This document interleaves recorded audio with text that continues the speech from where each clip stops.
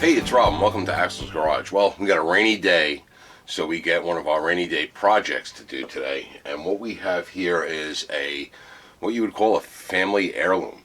This is an old globe slicer that has probably been in my family since new. This slicer was in a butcher shop, an old school Brooklyn butcher shop from probably the 40s, 50s, 60s, 70s. And this slicer here was my uncle's, and he retired. When I was a kid, I never remember him working. So he probably, retired when I was pretty young, and I'm sort of like a generation behind. So we know that this slicer has probably been sitting for 40 years, since at least 1980, sitting in storage, never used. I don't think it was even cleaned really well when it was taken out of service. It was wiped down. I mean, there was no, who knows? But it's been sitting a long time. And my sons really want to, cut their own cold cuts. Luncheon meat, depending on where you're from. But it's a butcher or deli slicer. And it's a Globe. It's a pretty iconic brand. And it's old. I sprayed it down. All I've done so far to it really is spray it down with some crow oil, just so that I could disassemble and clean up any of the residual rust and stuff. There's a little bit of rust on some of the slotting parts, and it really needs a good cleaning. The motor did run. I ran it for a second only. I plugged in the cord, and let me show you the cord. I plugged the cord in just to see if the motor would fire up, and I plugged it in, turned the switch, and the motor kicked on, and I turned it right back off. It didn't make any funny sounds or anything, but the big electrical motor on this, and I'll show you when I take the camera off the tripod, it takes oil, so I didn't want to run it. And the cord is just so dried. You could see the cracks, but listen, as I moved it, you could hear the cord crumbling, so I was afraid of shocking the shit out of myself with this cord. So we unscrewed the cord from the switch just to make it safe in that aspect. We'll put a new cord on it, and the blade, we got to be careful of the blade, of course, but what we're going to do now is I'll just show you the slicer now, and we're going to start disassembling it. So we're going to take some of the porcelain pieces off. We're going to take some of the metal pieces off this slider, this tray here. You got this is your access to the back side of the blade to clean.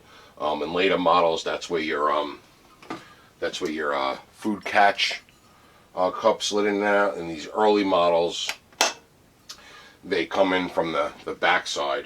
A little different design, but the basic principle is the same.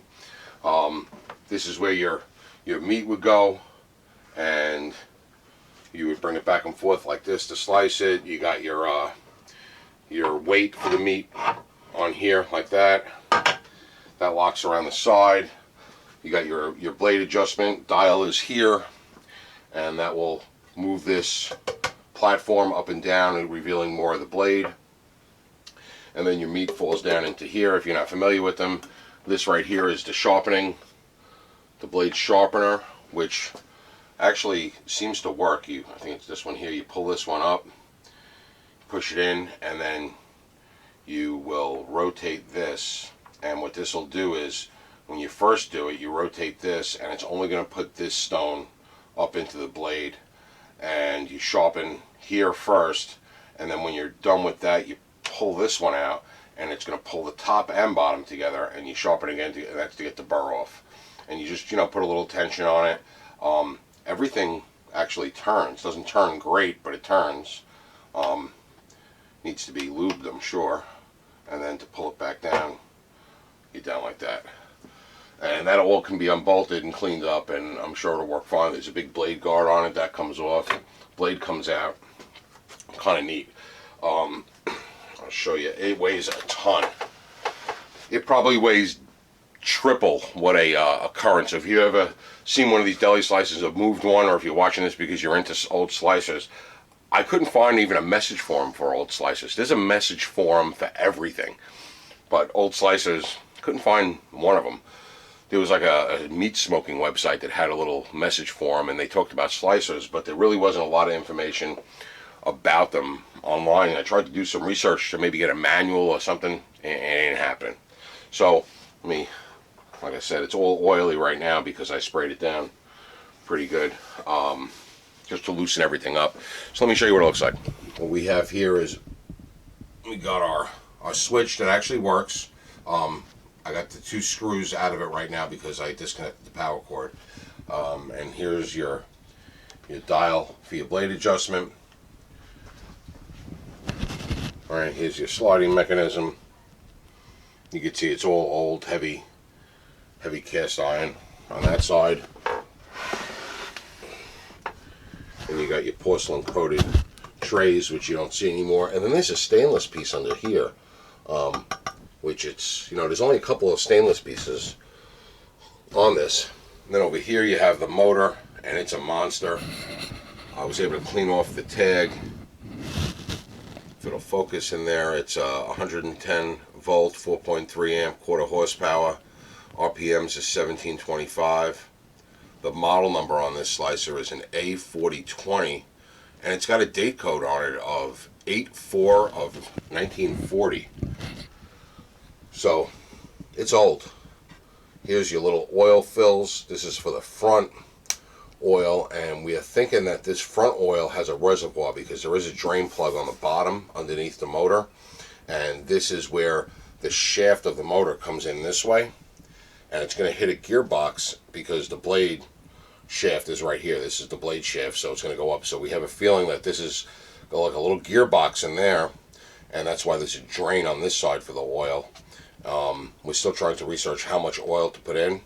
And then there's another oil fill back here, right on the top of the rear bearing for the motor. And like I said, we're trying to research how much oil goes in there. But the motor seems to run. I only ran it, like I said, for about a second.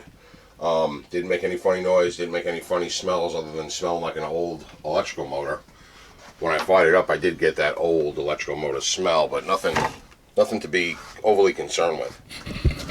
Alright, so I guess, like I said, I don't know a lot about how to take these apart or fix them or do anything. We just want to give this a little refurb. We're not trying to restore it back to its original glory. We want to clean it up, take it apart, clean everything up, put a new power cord in it, oil that motor up, and use it. We actually want to use it. So we're going to start breaking it down and breaking it down into pieces that we can manage by getting to the slop sink and clean really good.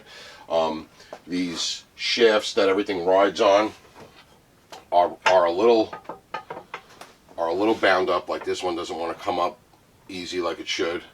This is supposed to slide up and down.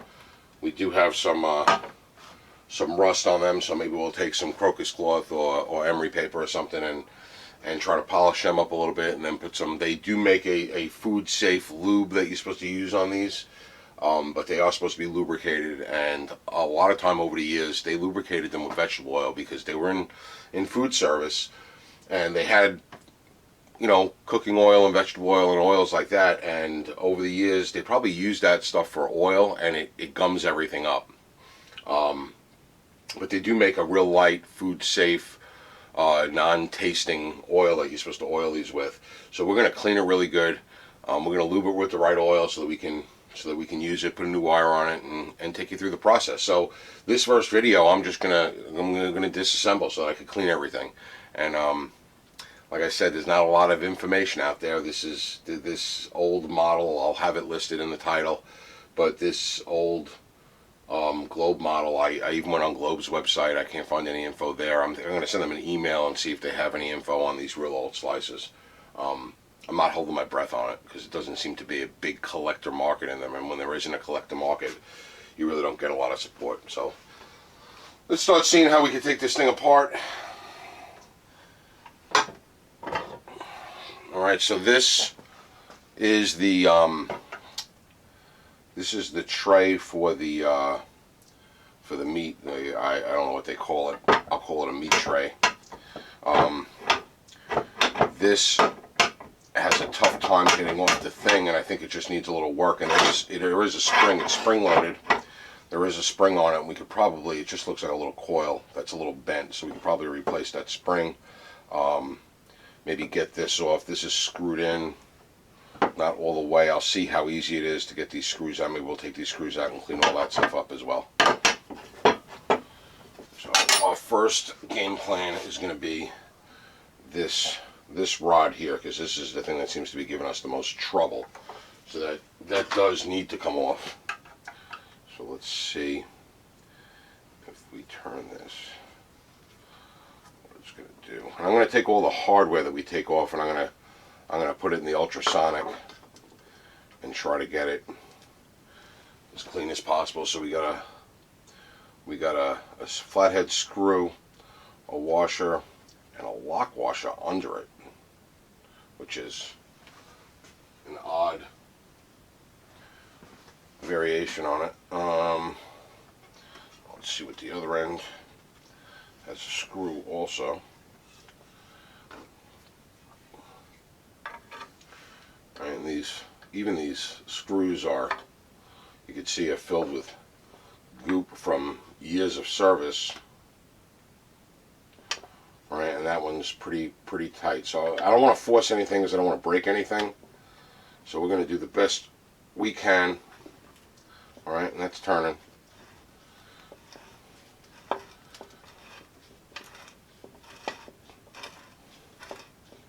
The whole shaft is turning. So we're not loosening anything. I'm going to leave that like that. I'm going to put this over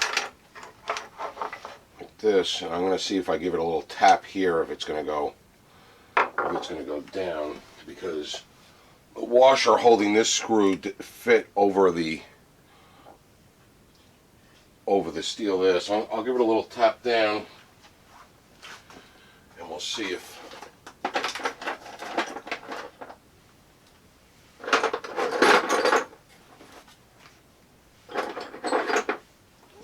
we can get in there. That brass punch fits in there. I'm just going to give it a little. Yep, and it's going down. Alright, so that down on this end, this must have been some kind of C-clip. But it's, you can see how it's rusted up in there, but it's definitely tapping down fairly easy. Just get.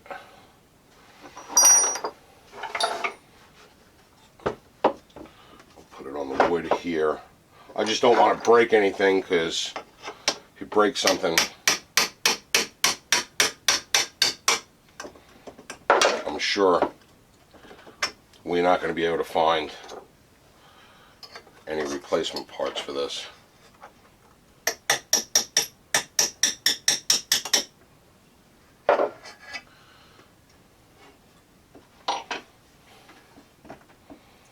So the shaft is out of the top.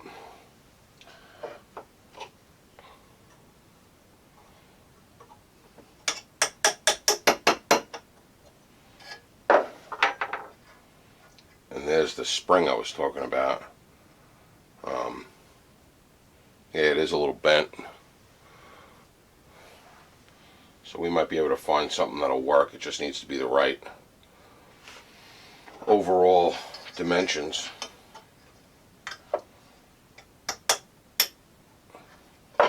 Oh, there's actually a bearing in there.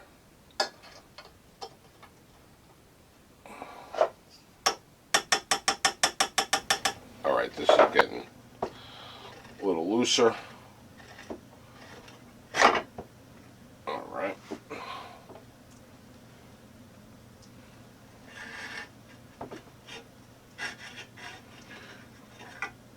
Okay, so now this is actually a tapered shaft. So looks like a tapered shaft, and it's got a, I don't know if that's a washer or a broken C-clip, but it's got a clip on the bottom and a groove here where there's a washer. We'll have to clean this up. We might be able to put a washer in up top. I don't think I'm ever going to get this screw out of here, or even try, because it'll probably break. So we're going to leave that as is.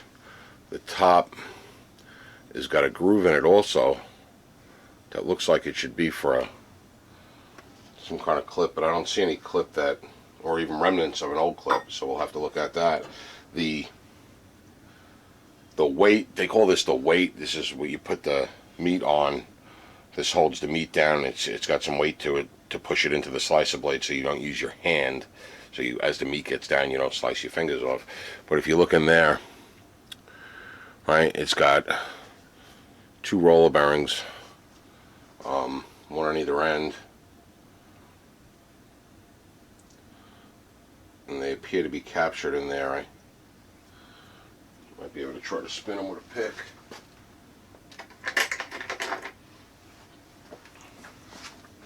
See if they even spin. They actually spin. Well, that one spins. Ooh, this one's a little gunked up. This one don't want to spin. But the inside one, oh, if I could show you in there, the inside one actually spins pretty good. The top one is not spinning easy, so I'm going to soak it down with a little crow oil, see if we can break up whatever deposits are in there. So this piece here, this is the retaining nut, so that you could easily pop it on and off for normal cleaning. Normal cleaning, you just loosen this up, slide it out of the bracket, and clean it all as one piece.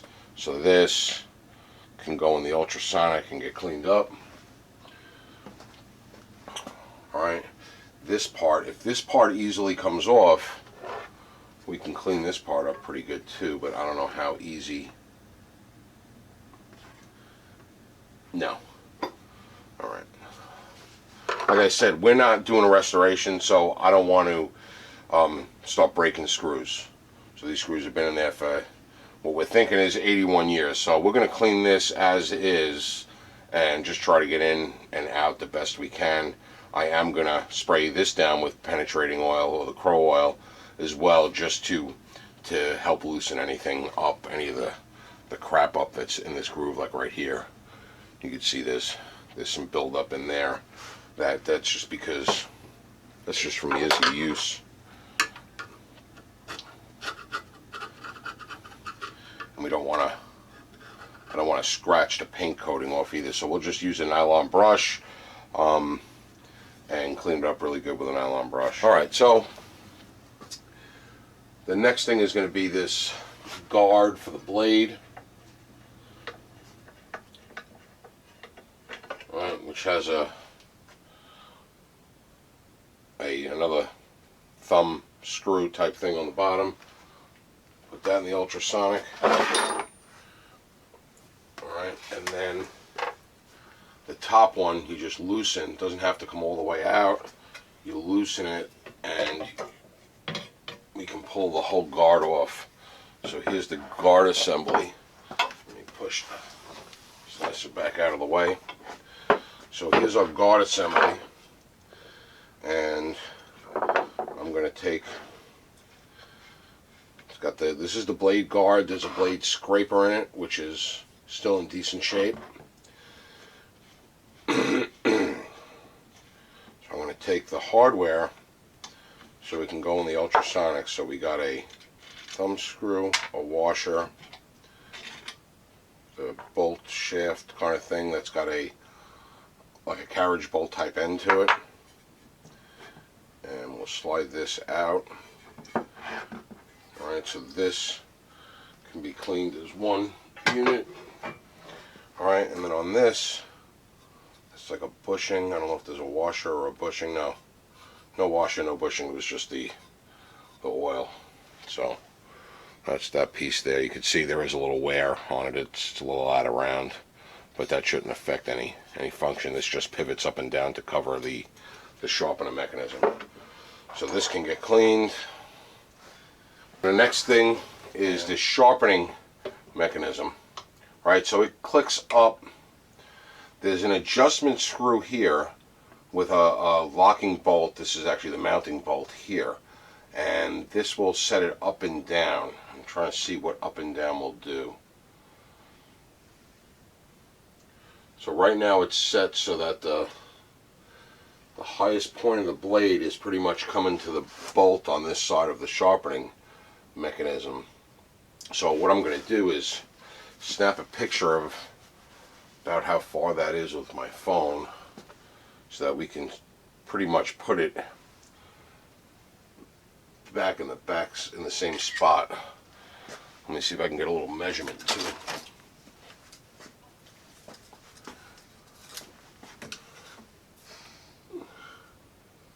Oh yeah, nice. It's an even ½ inch.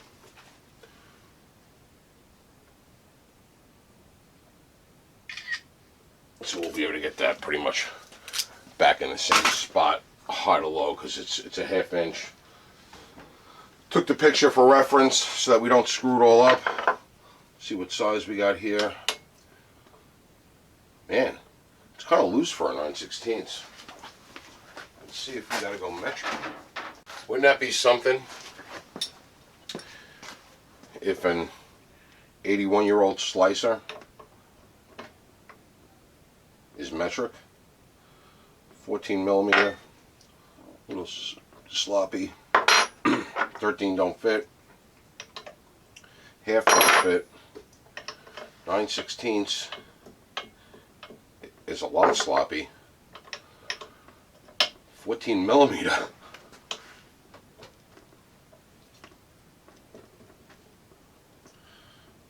All right. Well, it's a 14 millimeter. Isn't that weird?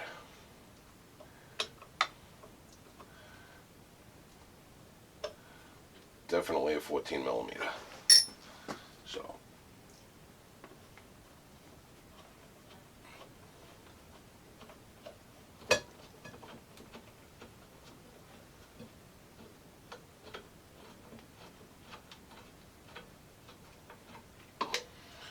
Alright, so here's your sharpening assembly. 14 millimeter. Who would have thunk?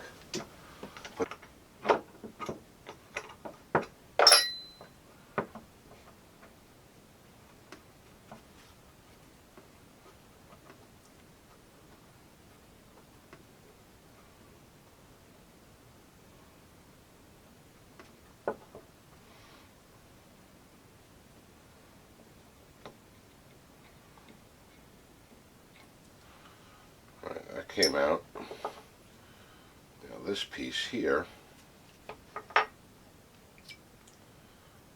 slides right out. Oh, there are threads in this piece too. Okay, so this bolt, when it threads through, it actually threads into this, and the nut secures it on, and there's threads on this side too. So this is threaded everywhere. This is threaded, and then the nut goes on. Alright, so all this stuff here, small enough that can go in the ultrasonic. Alright, and like I said, this one, I'm just going to soak this down with penetrating oil. There are oil ports on these shafts somewhere. Let's see here. Oh, let me turn this. Yeah. Oh, maybe this early one there isn't. I have seen some. Of these that have oil ports on these shafts. This one doesn't seem to have any. I am going to just clean it up really good and lube it. I don't think I'm going to disassemble it any more than I have to. I'm just going to try to clean it up as best I can. Maybe I'll soak it in some penetrating oil just to get this. You see this here? See this darkness on the shaft? And if you look at this shaft here, it's a lot cleaner. This darkness, from what the limited research that I was able to do, is the remnants of using vegetable oil as a lube. So I'm just going to try this. I'm going to soak this whole thing and try to get it as clean as possible and lube the shit out of it.